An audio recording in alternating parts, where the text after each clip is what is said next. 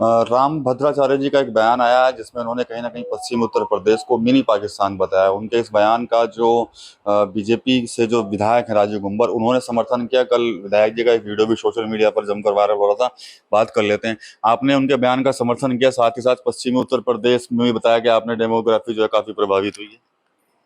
यदि आप उस पश्चिम उत्तर प्रदेश के धार्मिक आधार पर आंकड़े देखेंगे तो निश्चित रूप से पिछले 15-20 साल के अंदर पश्चिम उत्तर प्रदेश में बहुत बड़ा बदलाव करा है। जिस चीज को माननीय हमारे शंकराचार्य राम भद्राचार्य जी ने इंगित करा है वो वास्तविकता है। संभल की रिपोर्ट उसका उदाहरण है।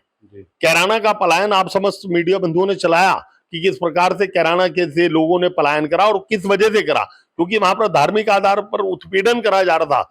वहां पर लव जिहाद के नाम पर वहां की बिटियाओं को बहला फुसला कर ले जाया जा रहा था।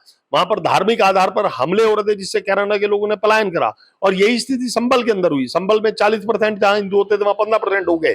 इसी प्रकार से यदि आप पश्चिम उत्तर प्रदेश के प्रत्येक जिले के आंकड़े निकलवाएंगे, चाहे उसमें सहारनपुर हो, मुजफ्फरनगर हो, मेरठ, कहीं ना कहीं आपको उसमें डेमोग्राफी चेंज मिलेगा, डेमोग्राफिक अंतर मिलेगा। और वो समाजवादी पार्टी की सरकार में हुआ।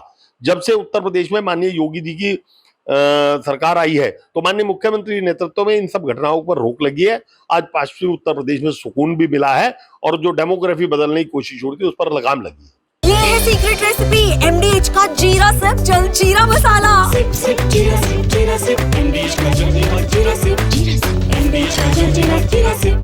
आप तो लगातार हर चीज के लिए समाजवादी पार्टी को दोषी ठहराते हैं और वो समाजवादी पार्टी आपके ऊपर फायर होती है। फिर समाजवादी पार्टी मेरे एक किसी काम को बताए कि मैंने किसी भी वर्ग के किसी व्यक्ति के ऊपर कोई टिप्पणी करी है, मैंने किसी वर्ग के ऊपर हमला किया है, मेरे किसी काम से किसी वर्ग का आर्थिक शारीरिक नुकसान हुआ है, लेकिन मैं ये सहन नहीं करता। ना मैं कहता हूं, यदि हमें ये हमारे धर्म के अनुसार ये समझाया जाता है कि सर्वधर्म समभाव, यानी कि सब धर्मों का सम्मान करो, तो हम भी ये चाहते हैं दूसरे धर्म के लोगों से कि वो भी सबका सम्मान करें।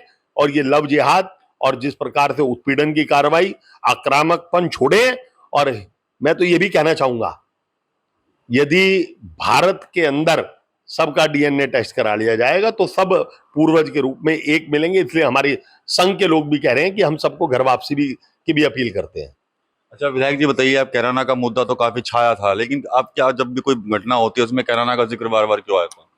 कैराना पूरे देश की एक बहुत बड़ी घटना थी। लोगों ने अपने घरों के बाहर लगा दिया था कि हम यहां से घर छोड़कर जा रहे हैं, और वो केवल लिख कर नहीं लगाया था।